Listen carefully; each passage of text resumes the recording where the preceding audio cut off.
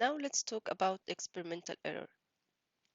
So when you do any analytical experiment and you get a result, the result you get is never the true value of the thing you are analyzing or of the substance you are analyzing. We all strive to try to get the results as near as possible to the true value, but this is not the case. There will always be some experimental error. So the experimental error, some errors are very obvious and you cannot deny it's an error. You cannot ignore it. For example, as you see here, if you came from the lab with a man's um, blood sample or urine sample and it says that this man is pregnant, then it's obviously a completely wrong result because no way a man can be pregnant. But other values you cannot judge unless you repeat several times and try to see if it's true or not, or if it's a correct value or not. So when we do our experiment, we are looking for two things because we usually repeat the experiment several times. We never get an answer or get a value from doing an experiment once. So we have to repeat several times. There are two things we are looking at: precision and accuracy. So precision basically means reproducibility. Reproducibility means that if you repeat the same experiment under the same conditions several times, you will still get almost the same result. So this is called reproducibility. It doesn't mean that your result is accurate.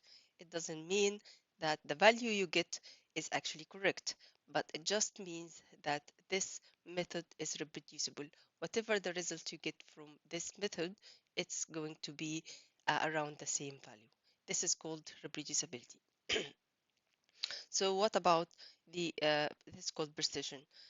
So what about the accuracy? Accuracy, when you repeat the same or analyze the same sample uh, with using different techniques or different analytical methods, and every time you get almost the same results. So you now can judge that these results are accurate because you use different analytical techniques and you still get the same result. So this is accurate. Accurate means as close as possible to the true value.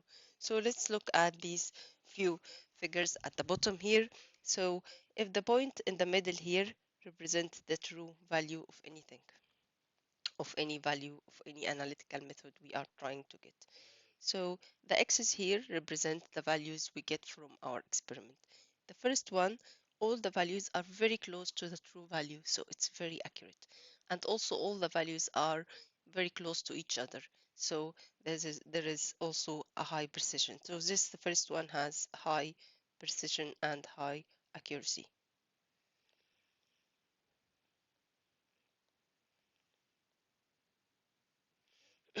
Let's look at the second one. The second one, all of these values, as you see here, are away from the true value in the middle, but they are very close to each other.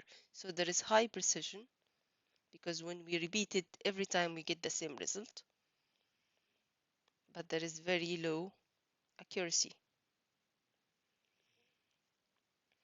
So what about the third one? This third one here, the values are close to the true value, but they are not similar. So there is low precision because every time you repeat, you get a different value. Although these values are close to the true value, then it's low precision, but there is high accuracy.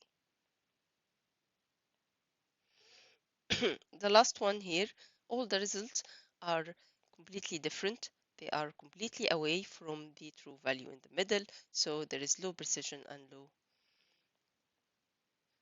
accuracy. So that it's not precise and it's not accurate. So these are the two things we look at for any analytical procedure.